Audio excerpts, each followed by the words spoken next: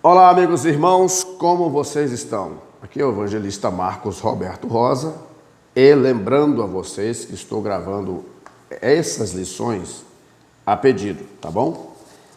Então aproveito o meu tempo para poder fazer isso para vocês. Aqueles que precisarem, lembrando, essa lição é um auxílio, tá bom? O que eu estou passando para você aqui é um auxílio que você pode acrescentar na sua lição da semana, sendo você aluno ou professor, beleza? Vamos lá. Lembrando que comecei a lecionar na escola dominical, eu era bem jovem, né? Eu tinha em torno de 16, 17 anos de idade, certo? Hoje, eu já falei nas primeiras lições, né? Eu sou casado, tá? Minha esposa chama-se Rosilene Vieira Souza Rosa. Meus filhos, tá? Tenho 3 filhos, todos 3 estão casados, tá? E tenho 2 netos, beleza? Então, um abraço para minha esposa, para toda a minha família, para os meus filhos, meu filho Pastor Rafael, e a minha filha Kemily, e a minha filha Késia, a minha nora Áquila Silva, né? Também a Alícia, que é a minha neta, e o Rafael Júnior, que é o meu neto. Também meus genros Bruno Rezende e Tércio Costa Longa. Um abraço para minha mãe, Maria Rita Rosa, tá bom? Todos os meus irmãos, juntamente com ela. Quero mandar um abraço aqui para o meu pastor presidente, pastor Haroldo Pascoal, e também para todos os obreiros e ministros do Ministério IEAD, né, cuja sede é em Itaoca Pedra, que é distrito do município de Cachoeiro do Itapemirim. Tá bom? Um grande abraço aos meus amigos, aos pastores, enfim, a todos que lutam pela obra de Deus. Estou trazendo esse subsídio aqui, esse auxílio, a pedido. Bom, essa é a lição de número 11. Lição de número 11, o título é A Visão do Templo e o Milênio. Beleza? Olha, na lição passada pode ter ficado um ponto de interrogação quanto à restauração de Israel, né? Israel, ele foi restaurado politicamente e restaurado ainda a restauração espiritual de Israel ainda não aconteceu, tá bom? Ainda não aconteceu. Ela vai acontecer, tá? Entre o término da grande tribulação, ali na segunda fase da grande tribulação, para o milênio, tá? Porque Israel ainda tem lá, a religião que predomina é o judaísmo. Cristãos em Israel são poucos, tá bom? Grave isso com você. Então, tudo no passo a passo. Ah, não estou entendendo, professor Marquinhos, evangelista Marcos Roberto, não estou entendendo. Calma, é no passo a passo, tá? Passo a passo. A lição que eu vou falar agora, ela só é para te ajudar, tá? Posso errar em alguma coisa que posso, mas a minha intenção é acertar o máximo. O título é A Visão do Templo e do Milênio, tá? O textuário diz: E clamavam uns para os outros, dizendo: Santo, Santo, Santo é o Senhor dos Exércitos, toda a terra está cheia da sua glória. Isaías 6, 3. Essa foi a visão que o profeta Isaías viu. Isso aqui aconteceu no período em que Deus o consagrou a profeta, tá? É uma outra parte. A verdade prática diz assim: o ultraje à santidade divina traz destruição espiritual.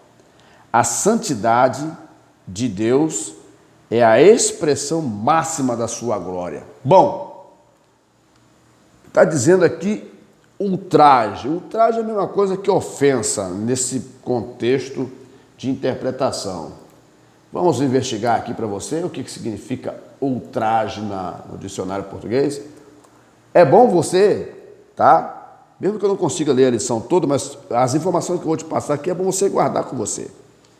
É bom sempre, se você tem computador, tem smartphone, o bom é você pesquisar o sentido das palavras, porque elas te ajudarão no desenvolvimento e na compreensão da lição. Bom, ultraje, por exemplo. Ultraje. Vamos ver o que é ultraje, né? Isso aí. Vamos lá. Significado.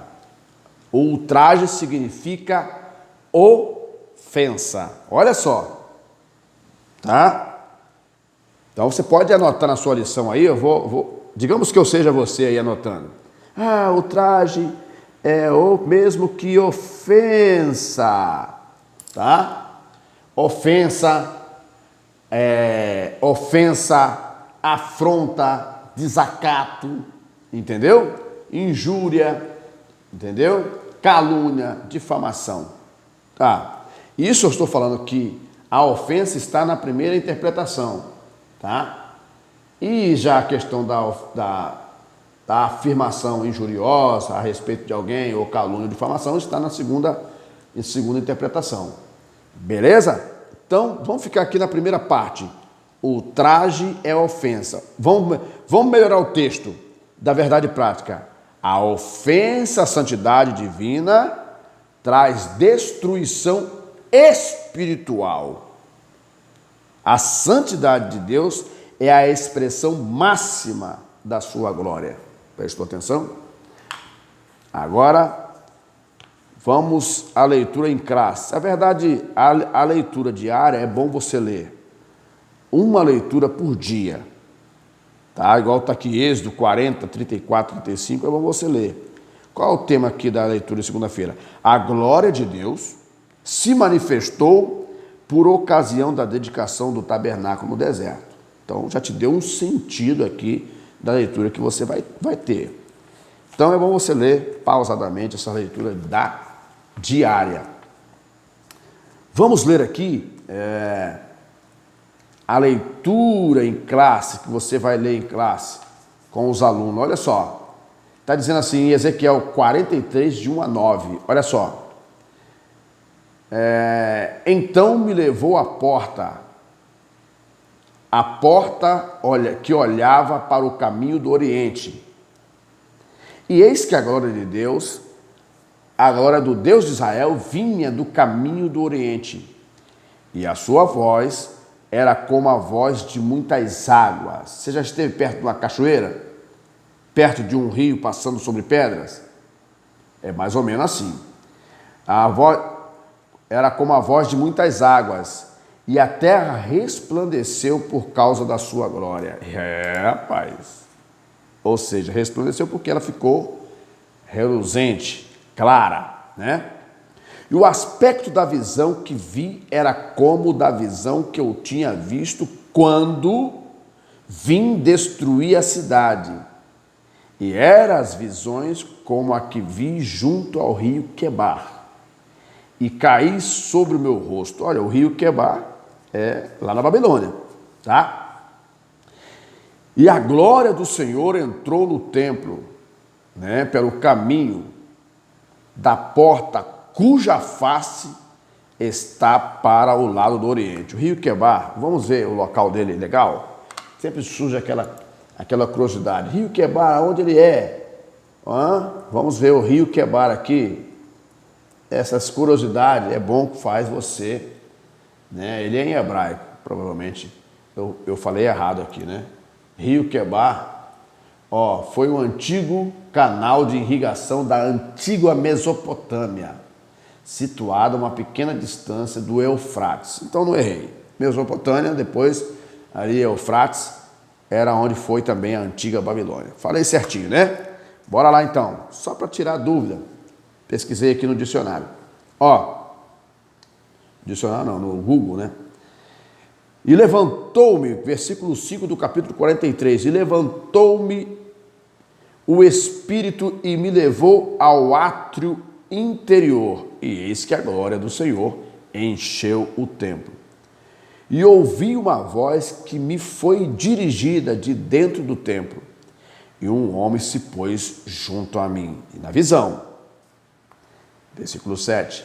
E me disse: Filho do homem, este é o lugar do meu trono e o lugar das plantas dos meus pés, onde habitarei no meio dos filhos de Israel para sempre, e os da casa de Israel não contaminarão mais o meu nome santo, nem eles e nem os seus reis. Ele está fazendo uma profecia de futuro, né? Com as suas prostituições, com os seus cadáveres, dos seus reis, dos seus altos, enfim, versículo 8. Pondo o seu umbral ao pé do meu umbral e a sua ombreira junto à minha ombreira, e havendo uma parede entre mim e eles, e contaminaram o meu santo nome com as suas abominações que faziam. Por isso eu os consumi na minha ira. Versículo 9. Agora lancem eles para longe de mim a sua prostituição e os seus cadáveres de seus reis, e habitarei no meio deles para sempre. Olha, preste muito bem atenção. Essa profecia ela foi falada ainda no exílio, no cativeiro. Para você entender o contexto, você precisa entender que o povo, mesmo no exílio, eles se conformaram. Preste atenção. Mesmo vivendo no exílio, mesmo eles sendo exilados, eles se conformaram. Quase que perderam a identidade. Quando você lê o livro de Esdras, no livro de Esdras, quando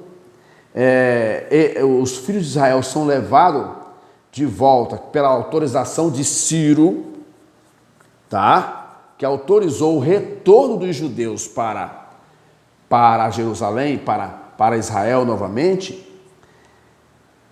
Quando Esdras ele dirige a palavra ao povo, preste muito bem atenção. Ele falava em hebraico, porque o livro, a Bíblia Sagrada é escrita em hebraico, e só tem validade para os judeus. Para os judeus lerem, se eles leem em hebraico, né? Contexto histórico. Só que a maior parte da população, eles entendiam o aramaico, quase que perderam o seu idioma. Então, Esdras falava a palavra em hebraico e os tradutores traduziam em aramaico para que a população pudesse compreender aquilo que estava sendo falado. Porque Israel quase perdeu o seu idioma, quase perdeu a sua língua. Se você trazer isso para um contexto espiritual, você vai entender que nessa batalha espiritual, se nós não tomarmos cuidado, podemos perder também a nossa identidade.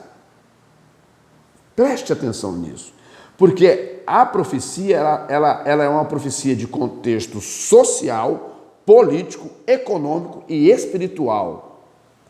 Porque a nação de Israel, o seu governo, ele se misturava tanto o espiritual quanto tanto religioso quanto político e social. Então são três coisas que influenciavam na vida dos judeus, hebreus, por exemplo. O espiritual, que era Deus que determinava. O social, porque era a convivência entre eles. E o político, né? Social, político, econômico. Todos esses comportamentos, Deus, ele dirigia através dos seus profetas e dos reis que eram levantados para governar Israel. Porém, esses reis falharam. Mesmo estando no exílio, né? Mesmo eles estando no exílio, eles se desviaram do Senhor. Muitos se desviaram. Eles se acomodaram, se envolveram com os costumes pagãos, se envolveram com a forma de adoração daquele povo. Compreendeu? Por isso que a profecia ela pega pesado aqui. Ela aperta. Porque os próprios reis de Israel, eles facilitaram isso. A própria vivência deles. Então a prostituição era algo comum. O povo caiu em prostituição. Olha, e eu quero ser claro para vocês aqui que estão assistindo essa videoaula. Foi doloroso para Israel. Quando ele, olha só, Nós não falamos do arrependimento lá na lição passada? Mas o arrependimento, geralmente quando se lê na igreja sobre o arrependimento, nós vamos sempre para a parte romântica da situação, né? Mas o grosso da situação está relacionado ao impacto dos nossos erros. E quando nós nos arrependemos, não fica de graça, queridos. Não fica de graça. Vamos se arrepender, Deus vai nos perdoar, mas pagaremos o preço por aquilo que cometemos e as consequências. Se você ler o livro de Esdras, você vai observar ali, não sei se é capítulo 4, capítulo 5, você vai observar que os filhos de Israel decidem a obedecer os mandamentos de Deus, mas ao decidir obedecer, eles precisaram, não é verdade, ferir a sua própria carne. Não foi fácil. Lê lá no livro de Esdras, que você vai ver, né? Lê lá no livro de Esdras. Vamos à introdução da lição. Depois da visão e dos diversos discursos contra o templo, contra a cidade de Jerusalém, em Ezequiel, os oráculos divinos substituem as ameaças de castigos por bênçãos futuras. O mesmo Deus que aperta é o mesmo Deus que promete bênçãos futuras àqueles que realmente obedecer. Estudamos na lição passada a restauração espiritual de Israel que o profeta anunciou para um futuro distante. Tá? Veremos a partir de agora o epílogo da revelação de Ezequiel. É longo e ocupa o capítulo 40 a 48. Mas o registro da volta da glória de Deus aparece depois da descrição do templo, sendo parte das promessas divinas de restauração. Então, o Israel foi restaurado politicamente. O Israel político está restaurado. É uma nação respeitada, é uma nação de onde saíram os maiores cientistas do mundo, é uma nação que detém 1/3, se não me engano, da economia mundial, tá? Grandes eruditos e sábios saíram de Israel, muitas das ciências que você vê saíram de Israel. Nessa pandemia que aconteceu aí, foi a única nação que conseguiu desenvolver o spray para combater o vírus da Covid. Copiou. Olha lá. Vamos para frente então. Primeiro ponto, sobre o que vem depois da restauração.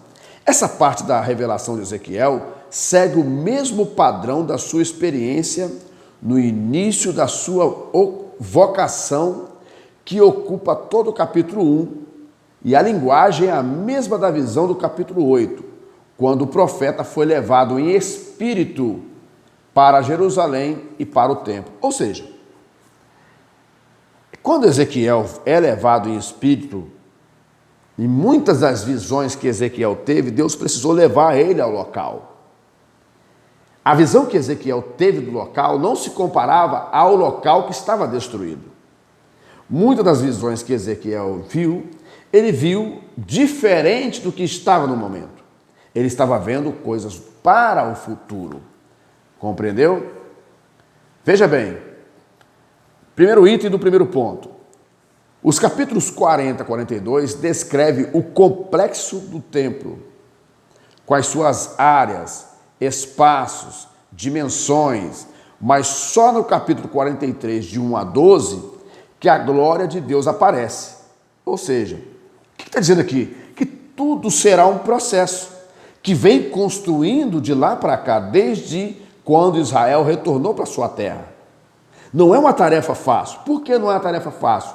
Se tratando de ser humano, o ser humano demora a compreender a vontade de Deus. E isso leva anos.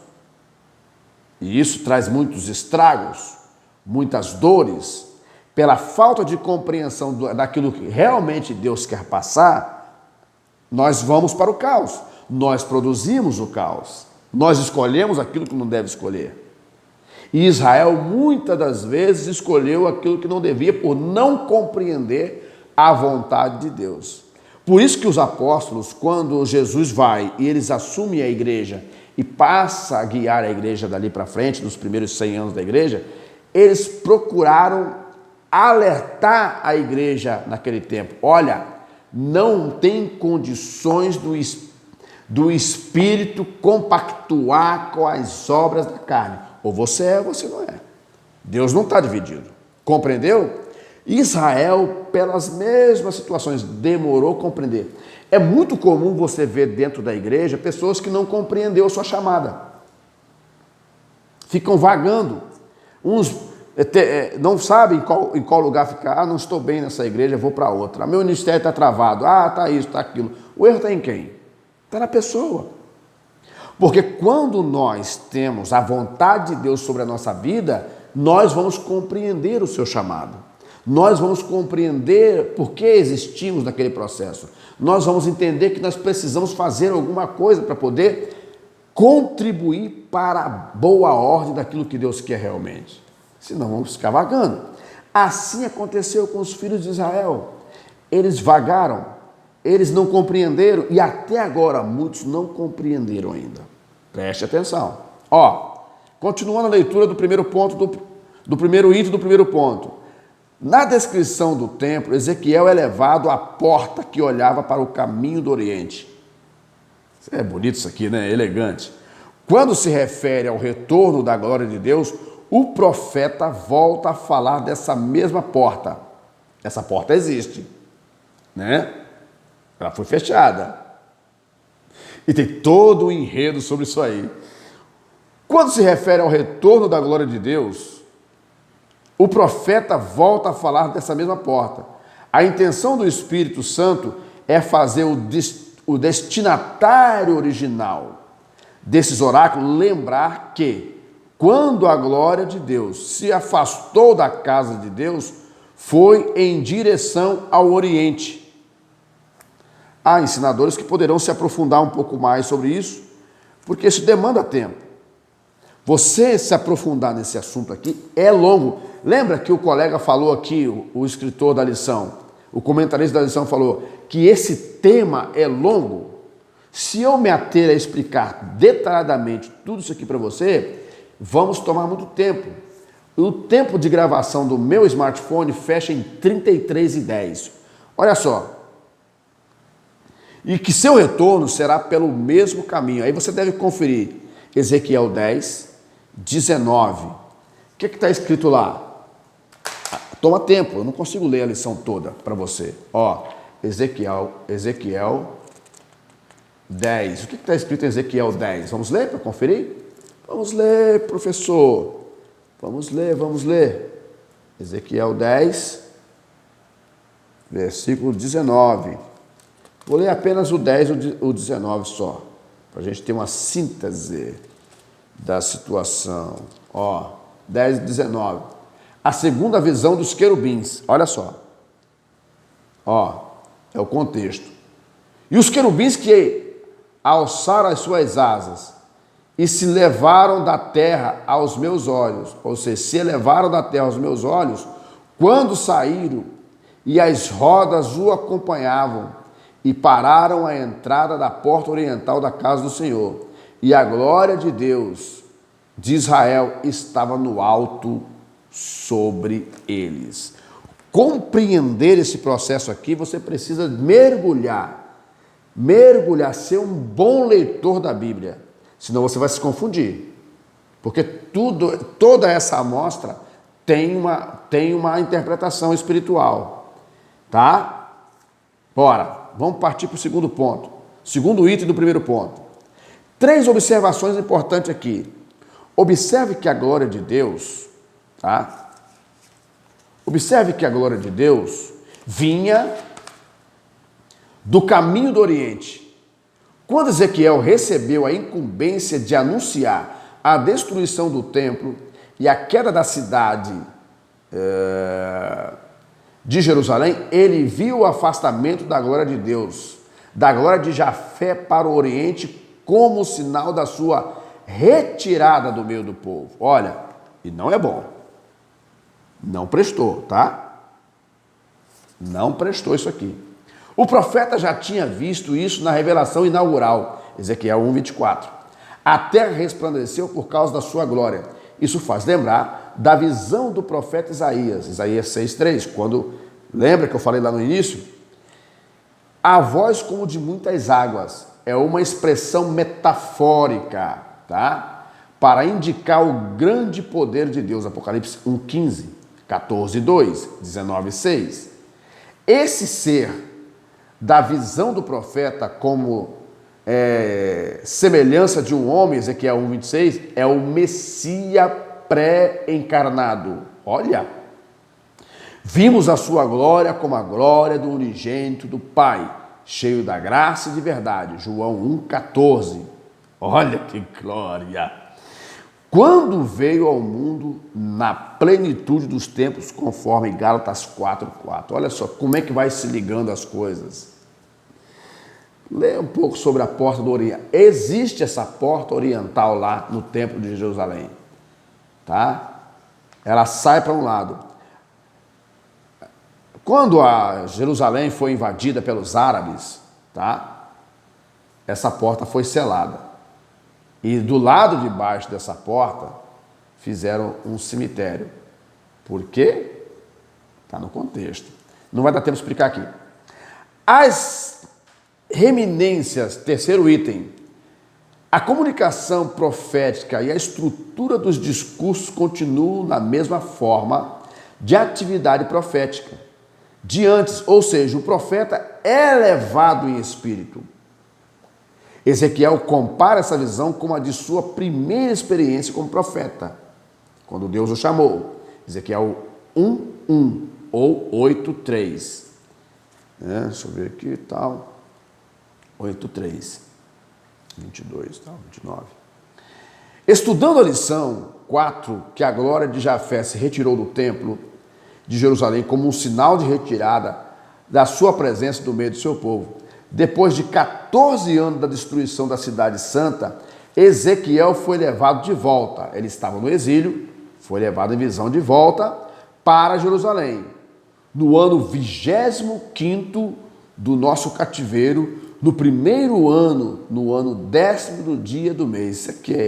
Isso tem uma essência, rapaz, terrível, maravilhosa. Estamos falando do dia 28 de abril de 573 ou 572 antes de Cristo. Eita glória! Essa revelação é escatológica, não é para o contexto histórico em que vivia o profeta. Aconteceu lá na frente. Você entendeu tudo isso aqui? Como que as ligações acontecem? Por mais que os homens, os reis, os grandes governantes do mundo relutam contra a palavra de Deus, eles vão sempre sendo induzidos, né? Eles vão são sempre induzidos a cair na essência de Deus, ao cumprimento profético. Quando eu falo isso, eu estou sentindo o corpo arrepiar aqui, tá bom? Todo mal está repreendido em nome de Jesus. Olha só, que maravilha, não é verdade? Só Deus para nos dar essa graça. Eu tenho 22 mais 9, que dá 31. Estou terminando aqui. Ainda estamos no segundo ponto, o templo do milênio. Há um contraste entre o profeta que viu quando foi levado em visão ao templo de Jerusalém e o que ele vê nessa última visão. Ezequiel não foi o único profeta a mencionar a referida casa. Isaías 2, de 2-5, Joel 3:18. Né? Que maravilha! Mas é o único a descrever o complexo do templo, com abundância de detalhes. Olha, por ser um contexto histórico, você precisa compreender. Se você ler esses eventos e não tiver uma essência espiritual para compreender, você vai entender que nós estamos lendo para ficar aqui. Muitos ensinadores estão escondendo verdades daqueles que são ensinados e muitos acham que nós vamos ficar aqui. Não vamos ficar, não. Temos que comparecer ante o tribunal de Cristo, temos que dar conta das nossas obras e receber o salário segundo as nossas obras. Compreendeu? Tem muitos ensinadores aí ensinando heresias. Preste atenção. Toda vez que o ser humano procura um caminho fácil, ele mesmo é enganado pelo seu próprio ego. Tá? Então, leia com calma, se atente, preste muito bem atenção naquilo que você está escutando. Leia, seja um bom leitor da Bíblia, senão você não vai entender patavina de nada. Tá entendendo? Vamos fazer o seguinte, eu não sei quanto tempo eu tenho ainda, né? A visão diferente do templo. Olha só, um templo diferente. Que templo é esse? Não aparece nele peças de utensílios próprios para o tabernáculo e o templo de Salomão. Podemos enumerar alguns, como a Arca da Aliança, 2 Crônicas 5, 6 a 8. Olha, nós estamos chegando num ponto da lição em que você vai ter confusões aqui de interpretação pela quantidade de informação. Nós vamos fechar essa parte aqui, tá? E continuar no segundo vídeo. Concorda comigo? Vamos lá? Fechamos aqui, que Deus abençoe a tua vida, espero que te ajude como auxílio para a tua aula ou para você que é estudante da Palavra de Deus.